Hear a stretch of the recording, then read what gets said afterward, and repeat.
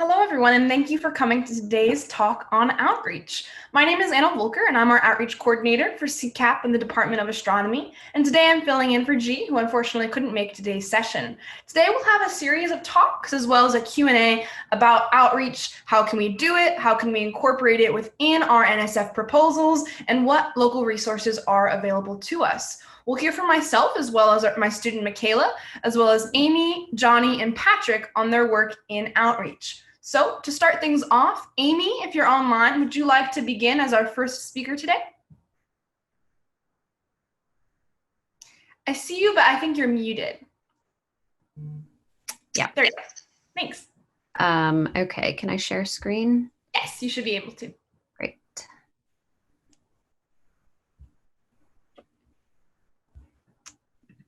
Sorry, hang on one second.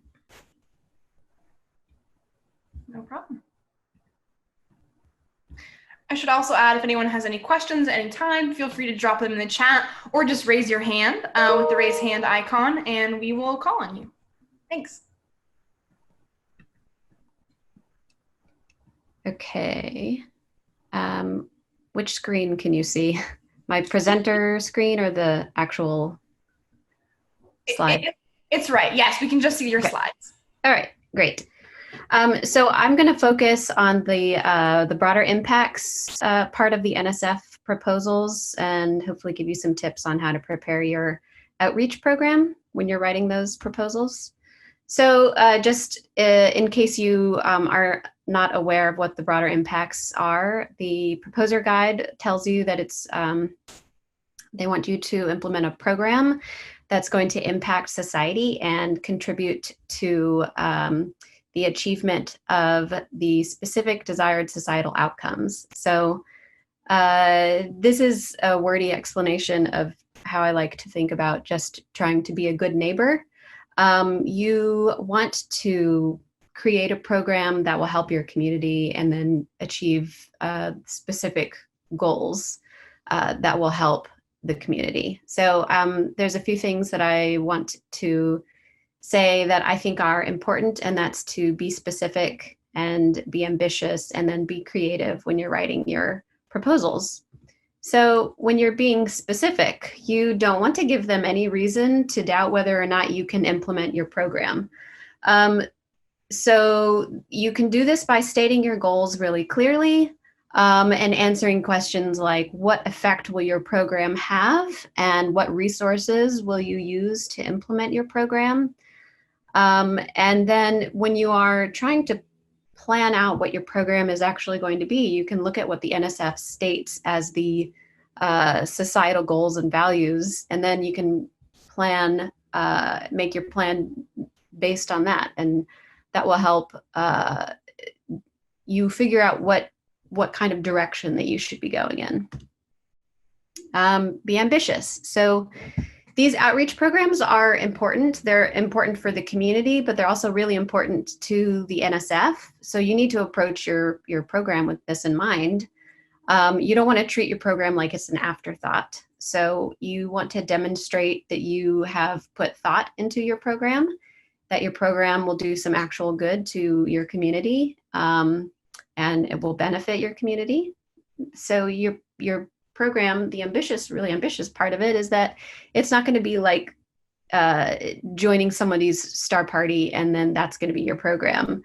It's going to be impactful. You're going to be the main person running it, and that it actually does have a time commitment that they require between 10 and 25% of your time. So you know, during a typical work week, that's going to be 4 to 10 hours out of every week that you would spend working on your outreach program. And the be creative or not part is that if you are inclined to be creative, this is your chance. You can be innovative and you can create a program that is exciting for you. It could be very unique and specific to you. However, you don't have to reinvent the wheel. You can look at what somebody else has done and model your program off of that. You can look at what other NSF fellows have proposed for their programs, or you can look at community outreach programs, or maybe it's something that you have enjoyed that you've participated in already and you can model your program after that. But the point being that the program doesn't have to be completely novel. And then I'm going to talk about a little bit how to write your statement. I like to treat these like a paper. So, you obviously need an abstract and you need your motivation section and your methods and all of these. So basically when you start, you do your abstract, you're just going to tell them what you're going to do, who is it going to impact, and then you can answer this question or not, but do your goals of your program line up with the goals in the department that you're going to? Or do the goals of your program line up with those stated goals that the NSF has said is important to them? You can state that right there in the abstract. For your motivation or background section, you need to tell them specifically why you're choosing the program that you're choosing. This is the place where you can include personal details if you want, like why do you care about your program specifically, or like what have you done in the past that prepares you to implement your program, or maybe you just want to talk about outreach that you've done in general, and why you care about it. Then you need to talk about the societal or the community motivation. So, whatever it is that you've chosen to be your program, you need to talk about why that one is important specifically. So if your program is aimed at increasing representation of, a certain community in STEM, then you need to also obviously talk about why do we need that program. And this is where you can explain like the statistics that talk about that, and any specifics like that you include here. And of course, all of that stuff comes from studies that you obviously need to cite. So make sure you're doing that when you write your background section. You're going to have a details section or an overview section. And this is where you're going to talk about what the program is. So it's really important to be very detailed and clear about your goals. You say exactly what your program is going to be. If you have modeled your program off of some other outreach program, then you need to talk about what the outcomes were of that other program.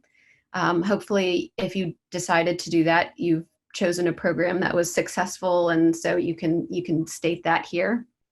Then you're also going to state your specific goals for the program. Like if you're going to use the planetarium, you say, we're going to use the planetarium. And if you're going to use the 10-inch telescope, you say, we're going to do this. And, if you use students in your program, then you're going to tell them, my students are going to meet with their mentors twice a week, and et cetera. But that's going to be like very specific details that you put into your program.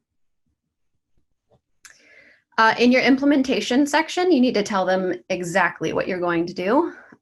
So this can include a timeline. So in year one, I'm going to do this to set up the program. And in year two, this is how we're going to perform this, or whatever it is. And you can say specifically who you're going to collaborate with, or what your students are going to do, or whatever it is. You have to be very specific.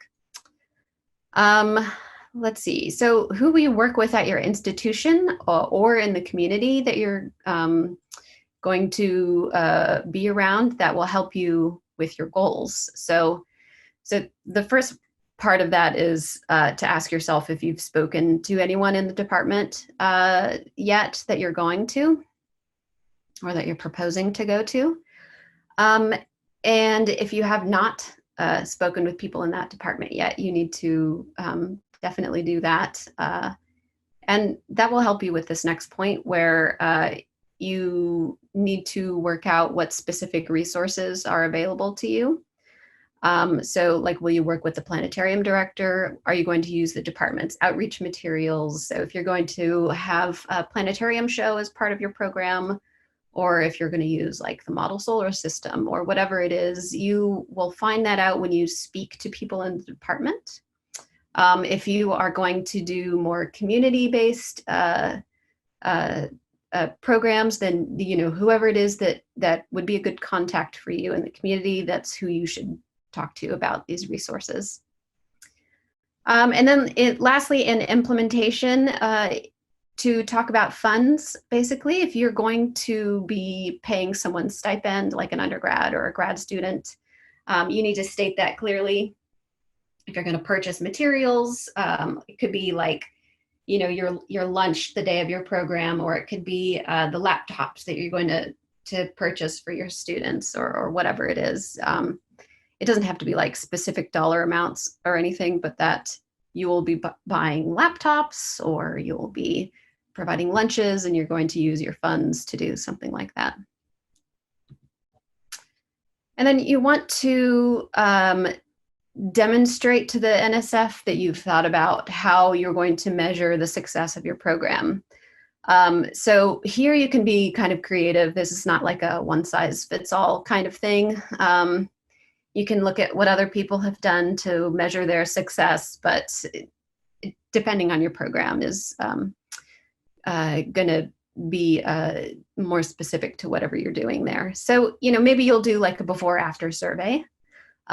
Maybe you'll set up a website that kind of goes over the things that you've done. You might write a paper, or you might have a student present in something like Astro Coffee or, CCAP seminar or whatever it is. But you want to demonstrate that you've thought about this and that you have some way to measure how your program did. Okay, so then I'll leave you with this. In general, in my opinion, I think it's very important to state the goals of your program very clearly and be extremely specific to how you're going to implement it. You need to talk to people at your proposed institution to figure out what resources are available and to see if they, will support you in any way. Like, do your goals line up with the goals of the department? And then find out what the NSF thinks is important and base your program on those societal goals and outcomes. And that's it. Amazing. Thank you so much, Amy. And something I'll add to that too is if you're looking for ideas for outreach, please come talk to me. I'd love to connect. We have so many different outreach programs we're working on or ideas I have for them. And so if you're looking for where to start on outreach pieces, please feel free to reach out. I also wanted to share Chris's comment here about the STEM coding project. Hi, Chris. And so that's another resource if you're looking for ways to connect with some pre-established outreach efforts. I am going to hold questions until the end just to make sure we can get through all of our speakers, but please feel free to hold on to those for Amy. Next up, we have Johnny, who will also be discussing outreach and its connection to NSF grants. Hello. Let's see, let me share my screen here.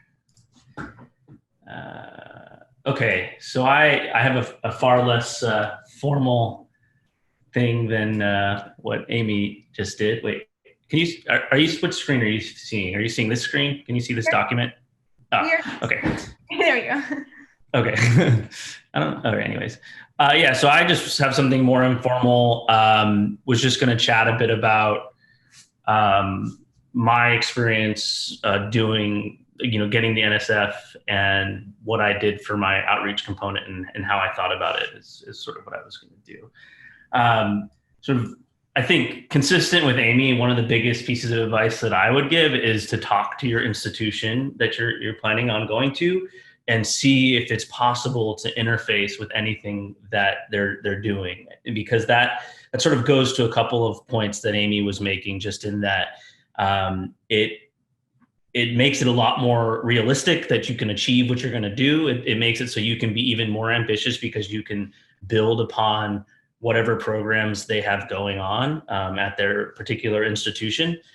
So, for example, what I did was I interfaced with Amy Connolly has this program called Aspire, where they bring in, they bring in girls from ages, it's basically high school, I think, and they give them hands-on experience with physics research. And so I interfaced with this program, and it's a summer program. Well, actually, it didn't happen this year because of the pandemic, but the idea was for me to each year to interface with it and to develop activities for the students to go through.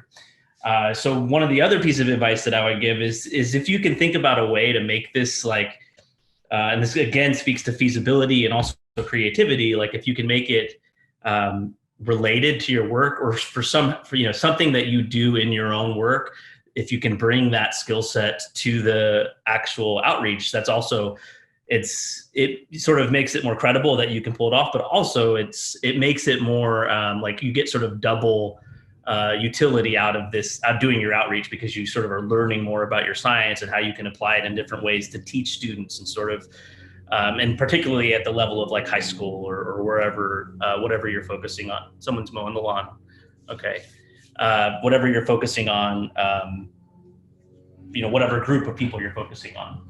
So let's go scroll down. So Amy also pointed out that this, the outreach component should be a significant piece of what you're proposing. So, it's going to be a big chunk of your NSF proposal. You should do research on it and show that you've thought about a particular issue that needs to be addressed. So, my focus was the gender imbalance in STEM, and particularly in physics. And that's exactly what Aspire is going after. So I interfaced with Amy Connolly's Aspire. And so what's also great about that, right, is Amy's, she had to write a whole bunch of text about Aspire. So that's another way in which it's really useful to talk to your institution, because they've probably got all these things, these numbers that they've looked up and proposals that they've written up to get their program going. And that's just such a huge help when you're trying to write this like 15-page proposal for the NSF. Okay, so this is my section there. So what did I suggest doing? So again, this was getting to like thinking about, what do I work on? How can I use this in any way to help me put together an outreach program? So I work on galaxies, and I do a lot of coding, and I do a lot of image processing. So my idea was, so basically the way I pitched this to the NSF was, galaxy images are awesome. They're super pretty. They're probably 90% of the reason why I ended up working on galaxies. I really like pretty pictures, especially when they're in color like this. And so the whole idea was that this is a really great way to get anybody, and including, kids in high school, to get them excited about a particular topic in science.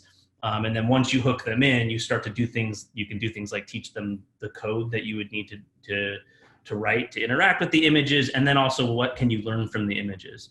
So what I proposed was to put together this sort of open source program that it's really like a set of activities that would allow the students to get hands-on experience with coding in Python, with Jupyter Notebooks, and then also just image processing in general and how you go about doing that with Python, and then to transition into how we in astronomy actually use galaxy images to learn about the physics that are going on in sort of astrophysical systems. And it was actually a lot of fun. We didn't do this year. This was last year. I had a couple of Annika's graduate students, Daniela and Kirsten, helped me out. Like Daniela, I think I had her put together this quick introduction to Python. And it was a lot of fun. Like I think probably almost all the students, we had like one or two that had ever seen any kind of coding, but other than that, they had no experience whatsoever. And so this was a lot of fun using Jupyter Notebooks to allow them to learn the very basics. And so what a big part of this whole thing was, I put together a package to make this sort of seamless for the students, so they could do this sort of thing where they, I'll give you an example. So, okay, so they learned about images, they learned about galaxy images. Let's go to galaxy images. Okay, so we're learning about physics, like what are galaxy images, but then I had built a lot of code under the hood that would allow the students to do pretty neat things like display images, look at the red channel, the green channel, the blue channel, make a color image, but all with just like, super simple calls that you could type into Jupyter Notebooks. And then I put together like a little GUI for them to, let's go down here, galaxy ages. So they, the big theme that I wanted them to learn in the end is that there's information in the colors of galaxies. And so that's what these are simulations of globular clusters at different ages. And the whole, like through a week of learning, the idea was for them to be able to first learn how to make these images, and the fact that images are just these pixels, so it's like a grid of numbers. And then if you combine 3 different numbers in different color channels, you can make beautiful color images. But then I don't know why it's not completely loading. Let's see. Okay, there we go. And then I put together like a little, like a DS9 sort of thing that like a little website where they could go in and draw down where they want to measure, put down little apertures and measure the flux in a particular region. And so again, this was, a lot of this work, on my side, which is what sort of made it justifiable for this to be a big, broader impact project to the NSF, was that I would have to develop all of this code to make this super easy, so they could measure the light in these circles that they draw on this little GUI and then be able to get the colors out. So this is the sort of, again, leveraging what you work on and your experience for an outreach purpose. And for me, it made it a lot more fun too, because this is, thinking about how to make this easy for someone in high school who's never coded was challenging. But then again, I think it's useful because I'll be able to apply this or use this sort of lesson in many contexts, I think, or at least I'm hoping. And the idea is to just keep building upon it and having it be open source. So yeah, the students in the end, the goal was to have them measure the color in different regions of a galaxy image like this, and then to notice, with this little very simple color bar here that I put together of like, okay, if it's color that they measured, where I didn't go into magnitudes, we just said the ratio of the fluxes were these different values, what does that suggest about how old the stars are? And then they did this with various different kinds of galaxies and things. And we had one student, so at the end of Aspire, they are supposed to decide on one of the projects. So they do a bunch of different projects in the physics department, and then they're supposed to pick one that was their favorite, and then they do go further with that. So we had one student that chose ours, and she did this like sort of like a gradient across the galaxy to see how the different populations are in terms of, like, if in the center, are they any different from the outskirts? Then she also looked at like an elliptical galaxy versus spiral galaxy, and was able to come to the simple conclusions about like elliptical galaxies being old, stellar populations, and having a guess for how old the stars probably are, that spiral galaxies tend to have young galaxies in their or young populations in their spiral arms. So, these are really basic ideas, but the students were able to do it in a really simple way in terms of the amount of coding they had to do. But I think it was a lot of fun, partly because it's very, very pretty galaxy pictures. Yes, I think, so that's, yeah, I think I'd also rather open it up to questions too, if anybody has anything in particular they're wondering about. So this is what I did. And in terms of NSF, is there anything else in particular? I think Amy did a really good job covering sort of, all the things you should think about when you're writing your proposal. For me, the very most useful thing was getting in contact with OSU, and then I connected with Amy, and reading her proposal for Aspire, and thinking carefully about what, in terms of my work, I could do that would make it unique. In terms of what the girls could work on, what I thought I could put together that would be unique and fun and useful. Yeah.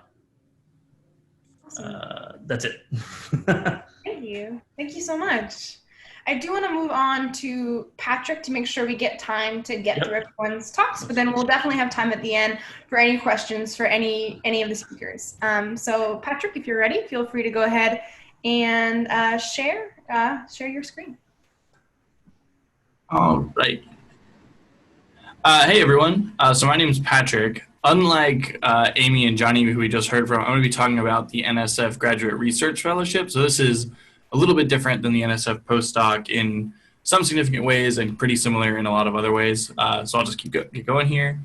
So for those who don't know, I assume it's been covered in these, but if you haven't heard of it before, the NSF GRFP is one of the more valuable and well-known graduate school fellowships. It's a 5-year program that includes 3 years of pretty extensive financial support, including, at least by Columbus standards, a very generous student stipend, and it's pretty competitive. One thing that's important to remember if you're applying for the NSF fellowship is that the applications are judged by field-adjacent experts, but not people in your own field. So you'll have, assuming you're an astronomy person, you'll have a lot of chemists or engineers or physicists judging it. This is a little bit more important in terms of what you're going to do for your research proposal, but it still sort of plays in when you're doing your outreach component. And we've already heard a little bit from Amy and Johnny about just how the NSF sort of characterizes the importance of outreach efforts under its broader impacts thing, just because, and the way this is encoded into the GRFP application process is that they broadly judge by two categories, I guess, intellectual merit and broader impacts. And intellectual merit is going to focus primarily on the kind of science you're doing, and broader impact is going to focus primarily on how you and that science will impact society.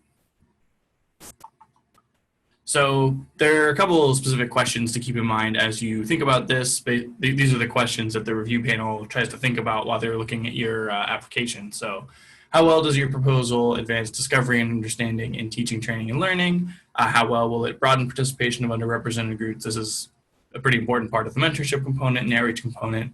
To what extent will it enhance infrastructure for research and education? Will results be disseminated broadly? That's directly outreach. What may be the benefits of the proposed activity to society at large?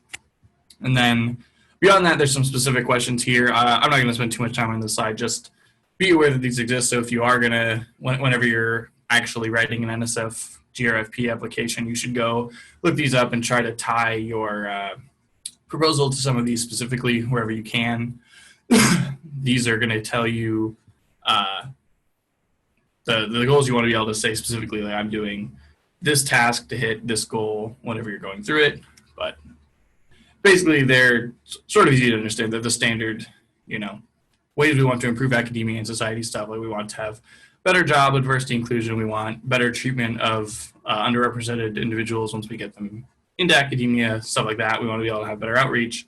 In the context of astronomy, achieving these goals generally is going to take the form, at least at the graduate level, of either mentorship or outreach efforts. There's just not a lot of ways that your graduate level program is going to be a huge impact on society or industry relations or the Defense Department or whatever other NSF goal. And then a thing to keep in mind is that the proposal you make is going to be judged based on how well suited you seem to be to enact the idea you're proposing, how novel it might be, and how likely to be productive your ideas are. So G asked me to talk a little bit about when I did my GRFP application because I was selected for it. I just want to be a little bit upfront here and say, so when you do your application, you get comments back, and they include, the review panel tells you, basically what they thought of your various stuff. And it seemed from the tone of my comments, they were really blown away by my research statement, and just kind of with my outreach were like, yeah, it's not bad enough to like sync the application, but it wasn't driving it. But in any case, this is what I did when I applied my first year here. I mostly had undergrad research or undergrad experience I was able to point to. So I talked about that I'd had a lot of work doing star parties in undergrad, and that I'd been able to go to a couple, so FOSA's public outreach fundraising deal the astronomy department does, and that I'd been involved with that. And I was able to talk about plans that I wanted to do to develop an assassin-based planetarium show based on our transient and variable star science, and also our plans to have me coordinate with our international team of amateur astronomers. And then I think the biggest thing that helped me was I was able to talk about, so whenever I go home to my hometown in Nevada, I always try to make a point to go to my high school and set up a couple talks with some of the physics students there, describe what I do, describe what I was able to do in undergrad as far as research goes, and just have Q&As with anyone who might be interested in physics. And I think a thing that really helped my application is that when I was talking about this, I was able to say, yeah, one of the students I talked to during those Q&A sessions ended up going to Cornell and studying physics. Because I know the NSF, I think it's a harder standard when you're doing the postdoc fellowships, but it's still something they expect when you're doing the grad fellowship is that they want to be able to see you've had some success, that there is actual impact on what you've done, so that you're not just saying, yeah, I go to star parties all the time, shrug. It's that I've gone to star parties and made these connections with people, or I've done these outreach, or I've done these mentorships, and my student has given a presentation at AAS or things like that. And then another nice thing, at least again for the grad fellowship, is that when you get it, they don't really they're not sticklers about you sticking to exactly what was in your application. So if you have new ideas that come up either in research or in outreach, they're perfectly fine to let you go chase them. So since I've been on fellowship, I've added being involved in our interdepartmental grad mentorship, which has been great. I was able to give a lecture on my research in Laura Lopez's Intro to Astronomy course to the first year astronomy majors here. I've continued the high school thing. One of the more fun things I got to do was back when AAS went to visit, or when AAS was in Seattle a couple of years ago, one of my friends is a teacher there, and so they had me come out and give like a cosmology/astronomy Q&A training session for a lot of the Seattle area high school teachers, which was cool.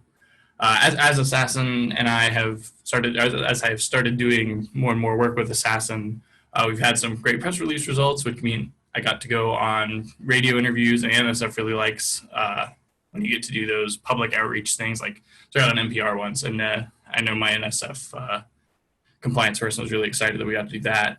And also a thing I hadn't really anticipated when I did my application, but has become a pretty big part of what I do for outreach, has been social media. So as you can see this image here I made for social media when we found a tidal disruption event, just because I know whenever I read comments on these press releases, people are always like, hey, what do you mean? That video is too cool. They didn't really see that. And people get mad about artist impression. So I was like, oh, well, why don't we show them what the real data looks like? So I put together this visual to sort of show what raw data kind of looks like. And I remember this sparked a lot of conversations of people that were like, wow, how do you tell that's a TV? And we had a lot of great discussions talking about how the science is done. So stuff like that can be really important. And I think I at least hadn't thought of it when I was doing this application. So just in general for the grad fellowship, it's important to remember that you're trying to build your proposal around prior experiences. You don't just want to be showing up saying, yeah, I haven't done anything before, but now I'm going to be really good at it if you give me money. And I think in general for the GRFP, something to remember is that they don't really, again, they're not sticklers on you sticking to exactly what you say you're going to do. So it's important to be optimistic. Think of the best version of whatever you conceivably could do and say you're going to do that, and then try your best to. But just bear in mind that if it doesn't work out, they're not going to be mad. But at the same time, don't say you're going to start the second Cosmos show, because they're going to be aware that that's just an unreasonable thing to do.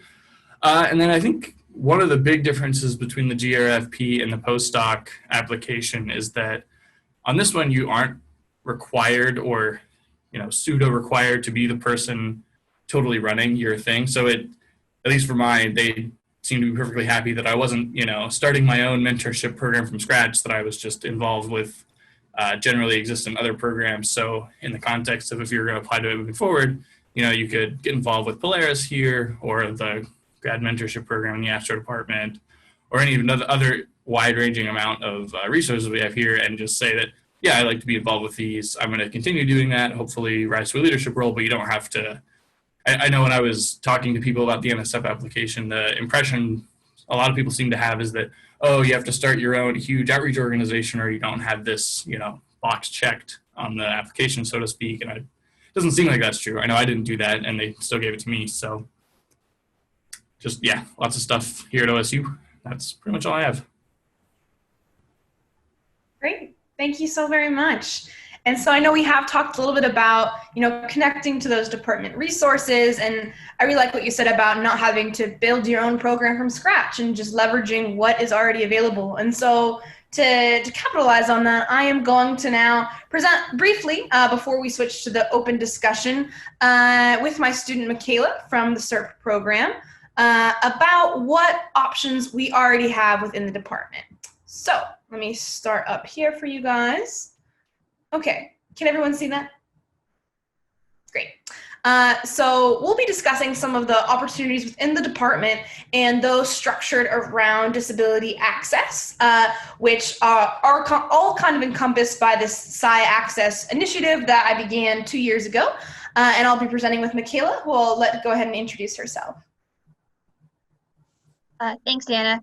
Hi, everyone. My name is Michaela Deming, and I'm about to begin my 5th year studying astronomy and astrophysics here at The Ohio State University. I worked with Anna on accessible astronomy outreach as a CERP 2020 student, and I am excited to continue our work in the fall. Thanks for having us here today. Great, thanks so much.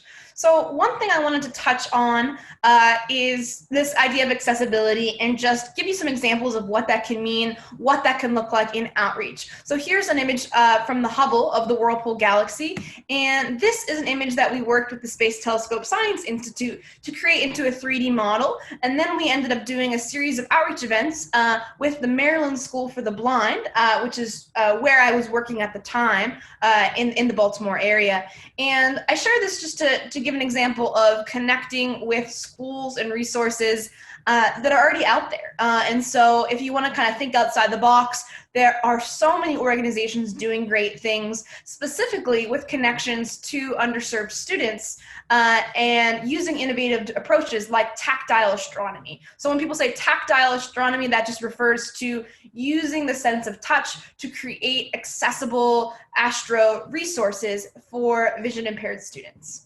Another really great local resource that I wanted to bring to everyone's attention is a nonprofit group called C3D, which was actually founded by one of the current OSU undergraduate students, Caroline, who's shown here on the left.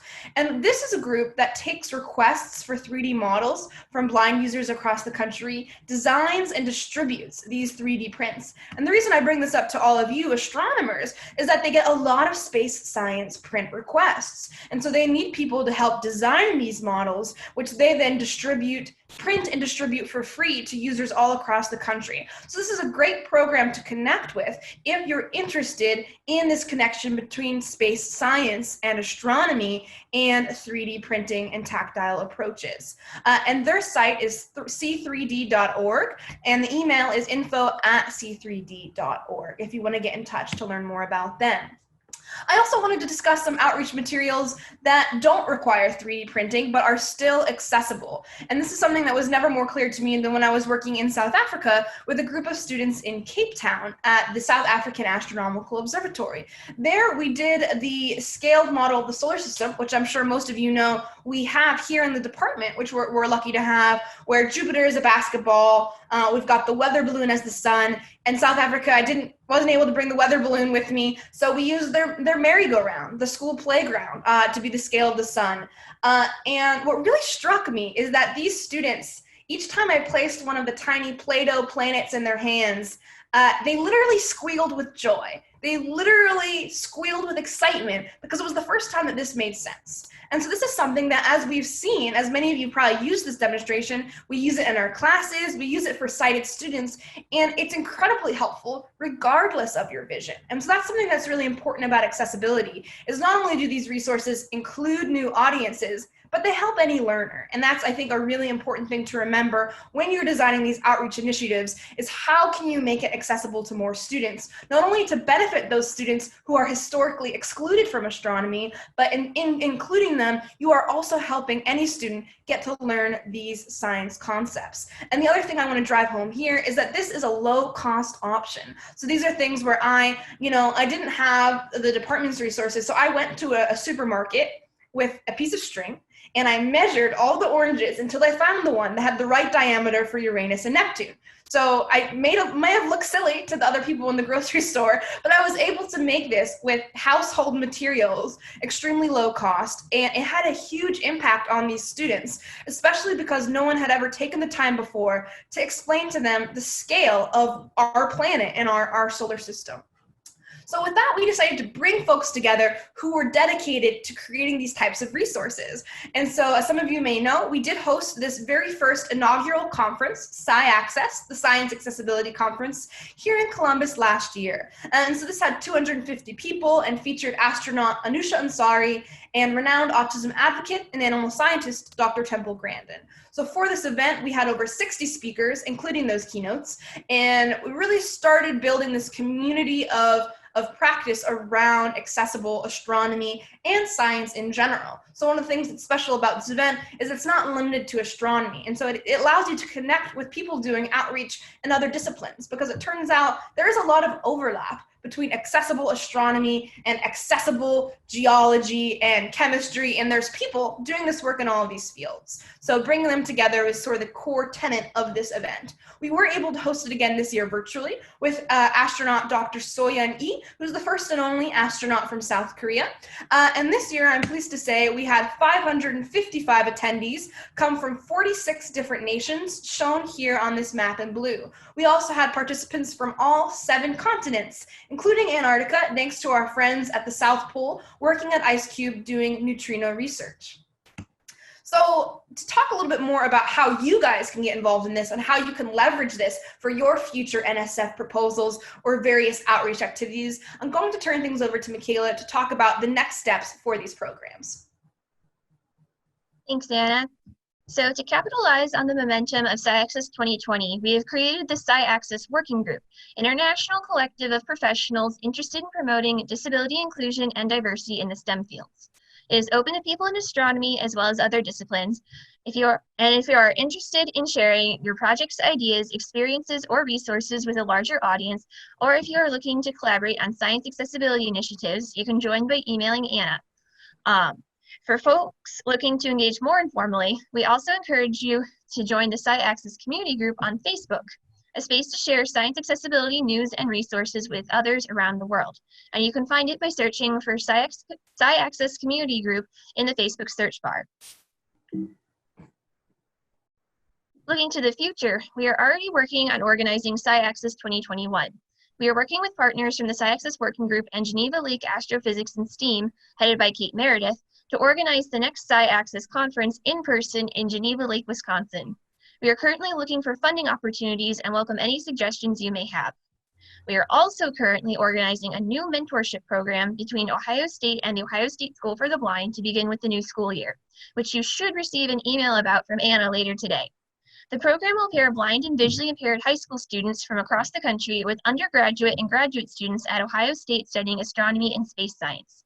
The mentors will work on astronomy projects with their students and provide them with guidance on college life.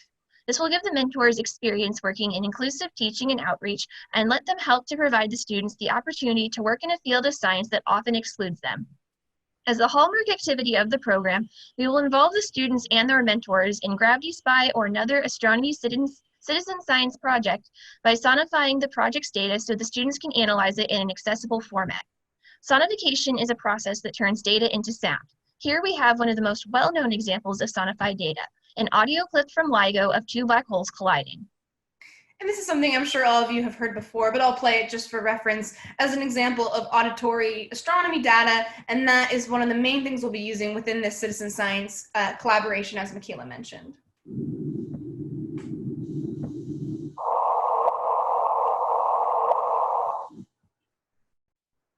We are also in the process of applying to involve the students in the NASA In-Flight Education Downlink program to allow them to participate in a live call with astronauts on the International Space Station this autumn. Furthermore, we are currently looking for faculty and postdoc advisors from the department to act as an additional resource to the program. These advisors will be expected to spend a couple hours per week answering higher-level astronomy questions students have during the program. We are also looking for faculty and postdocs to give astronomy lectures to the program cohort. This is a great opportunity for faculty and postdocs to get involved in accessible astronomy outreach and connect with both current Ohio State students and younger students soon to enter college. If you are interested in being an advisor or a guest lecturer, please reach out to either me or Anna. Thank you. And as Michaela said, today you will be receiving a department-wide email with all of these details in it, but we wanted to highlight it during today's session as we are discussing ways when you're applying to these things to be able to talk about what outreach you've done in the past. So this is one way to build that portfolio if you're a student or a postdoc who is seeking some of these grants that have those broader impact components. So to elaborate on what Michaela said, For this program, we're connecting students who are blind across the country with Ohio State undergraduate and graduate mentors. So if you're an undergrad or graduate student, you would be eligible to be one of the mentors, and we would match you one-on-one with a student ages 8th through 12th grade who has some type of visual impairment and is either based here in Ohio or one of our partner schools across the country. But in addition to that, we're also looking to have some general faculty and postdoc advisors, which would be a lower commitment. So for the student mentors, this would be about 3 hours a week, 1 hour meeting with your student, 1 hour as a cohort, and then up to potentially a third hour of just answering questions via email. Whereas the advisors would really be only up to 1 hour per week, just answering any questions that our student mentors are unable to answer. So that's really kind of the structure we're working on, and this will launch officially next month. So we're collecting all of our mentors and advisors right now. We're also doing signups for students at schools for the blind across the country as we speak, and we plan on launching this program next month, and it'll run per semester. So a commitment to the program is a commitment for 1 semester, and each semester will start anew. So that's how this is structured. And with that, I do think we have a little bit of time left for questions. Oh, Michaela, did you want to mention this briefly as well? Oh, yeah. Great. So last but not least, we're in the process of planning the second season of Making Space for All. It was a series of weekly virtual public lectures that ran from April 2nd to June 25th this spring, and you might have heard of it already. But we're currently looking for new guest scientists to speak for the second season starting in September. So if you are from an underrepresented group and are interested in being interviewed, please reach out to us. Thank you. And you'll see many of your friends and colleagues here from graduate students, postdocs, and faculty. On the top half are all OSU personnel. On the bottom half are folks from partner institutions. So if you know of someone not from OSU, but you think who would be a good fit for this program, please feel free to connect them with us as well. This is not limited to just Ohio State personnel. However, we have been using it as an opportunity to showcase the great work happening here at our university. So that's it from us. At this time, we'd love to open it up to any questions that you have for us or for any of the panelists from today's session. Thank you. While questions are coming in, I did want to take a moment to highlight in the comments here from Emily, who wants to plug Polaris, another great mentorship program for incoming astro and physics undergrads. So thank you, Emily, for sharing that. So, essentially what I see here from all the comments, we have, Polaris with Emily, we have STEM coding with Chris, we have the Ohio State School for the Blind mentorship program with me and Michaela. There's really no limit to the opportunities to connect. And I think that when you're writing these proposals, reaching out and making sure you're taking advantage of everything that's already in place is key, as our speakers emphasized earlier on. So with that, if you have any questions, feel free to just go ahead and unmute and ask. You're also welcome to raise your hand or ask them in the chat for any of the speakers from today's session. Thanks.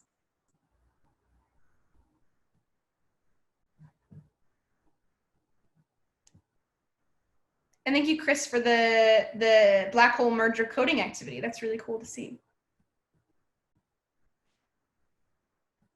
I did have a question for Johnny, and I want to look in the chat here to see. Oh, great. So Johnny's work is currently live on Chris Orban's page. Great. That's good to hear. Yeah, there was a couple pieces to the project. Like all of the code is on GitHub, but then there was a component that was like let the students play with the images. Mm-hmm. And so that was like this little GUI that I put on my website for a bit, but it was just temporary, and Chris is hosting it right now. But yeah, I think, having it be super easy for people to use is definitely the goal. That's something that I'm working towards. So Wayne and I have been working on sort of updating the outreach section on the website. So this is something that you think should be hosted there as well. Wayne has been taking care of all of the new pages and new edits on it.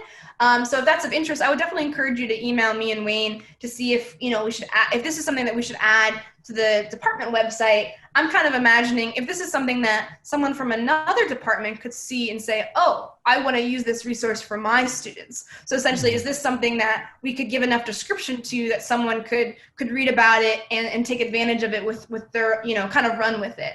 So if that's something that sounds of interest, I'd love to get that hosted on the main page so that we can make it easier for people to discover. Okay. Yeah.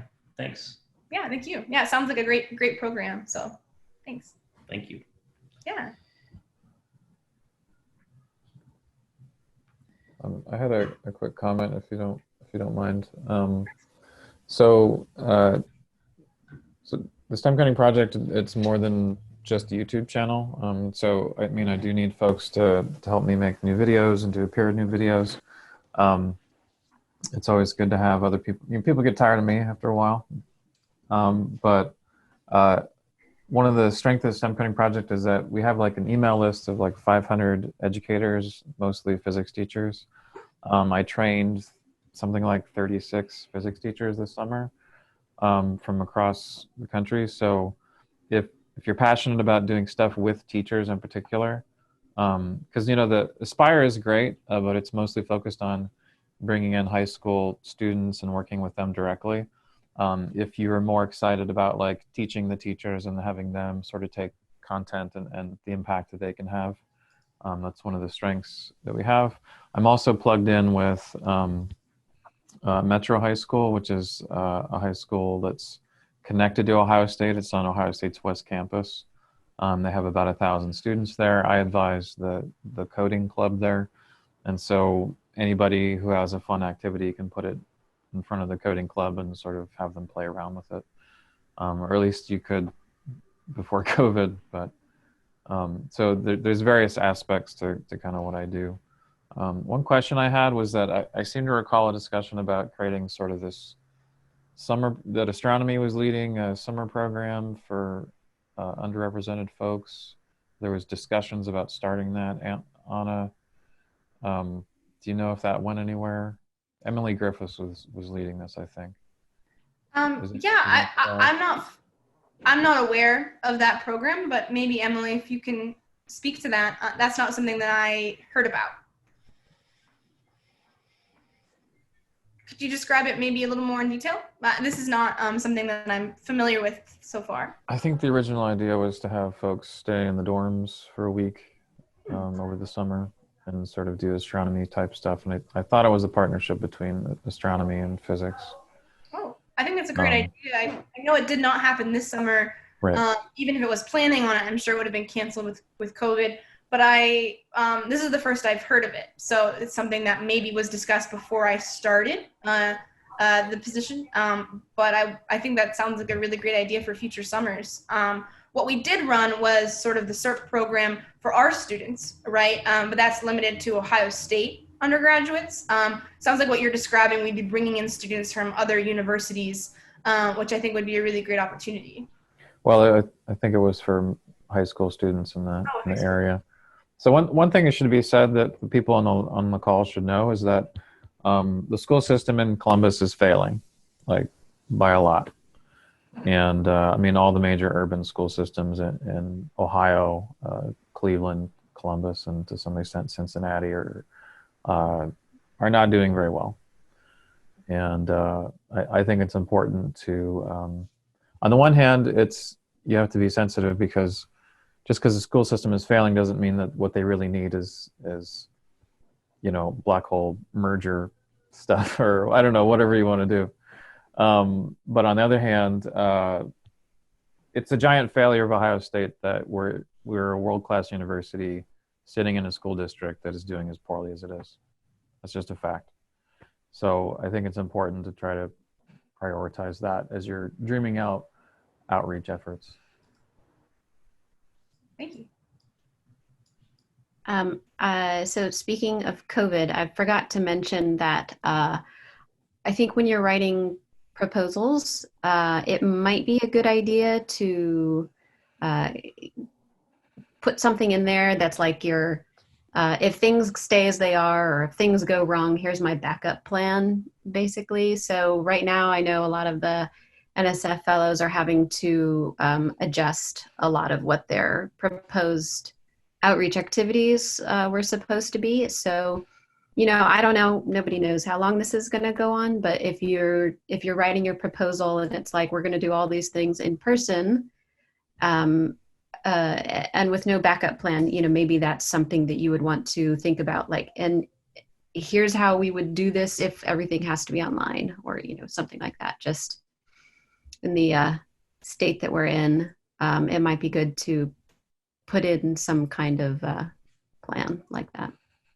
Absolutely. Thank you for bringing that up. I think that's very important. And I should add too, for the things Michaela discussed, specifically the mentorship program, that is all virtual. So this is something that we're doing 100% virtually with the students, simply because we want to make sure that we don't, increase risk for anyone. So I think there's a lot of opportunities that can still happen, not in person, and that's a great idea to incorporate that within your write-ups.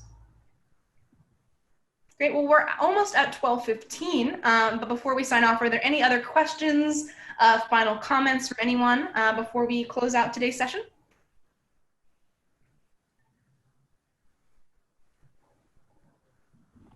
I think Todd has a comment.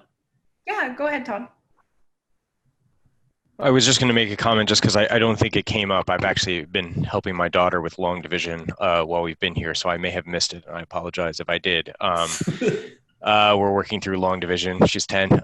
So the point I just wanted to bring up, and really this is represented by Anna being here, but also just by what we've done in the past, and Wayne, is that if you have an idea of something, like in a non-COVID time, we would run, for example, these FOSSA Saturday things, which involve a bunch of people giving talks and a lunch and all of that kind of stuff. And if you walk into my, now it's Zoom office, and now we wouldn't do anything in person, but if you say, in a normal non-COVID year, if you say, I want resources to do, 4 consecutive Saturday events with lunches, and, I want the planetarium too, these things are totally not off the table.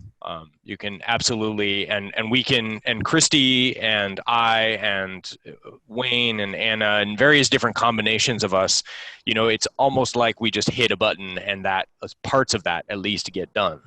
So there are lots of hurdles you might think are hurdles that aren't actually hurdles. So that's really why you should check about what really is a hurdle. If you want to develop a new planetarium show, I can tell you at minimum that's going to be 60 hours of your time, which is not insurmountable. I've done it. I did it for Assassin for another thing, and I needed training and people helped me, but it can be done. But if you want to order lunch for 100 people on a Saturday and you want PRB, the whole grand part of the physics research building, then we can just do that. We can schedule a talk in the evening in whatever lecture hall you want. A lot of that stuff is plug and play. So you just need to bring it to my attention, or Anna's attention, or Wayne's attention, and tell us it's a priority. And in a normal year, we would make that happen. What's going to happen this year? I have no idea, but we'll do our best. That's it. Thank you so much. I really appreciate you bringing up that point. Awesome. Well, thank you to all our speakers for joining us today, and thank you guys for jumping in and having this discussion. And as always, feel free to reach out if you think of anything, or if you have any outreach questions that you want to talk about later. I'd be happy to meet. So thank you guys, and hope you have a great rest of your Friday.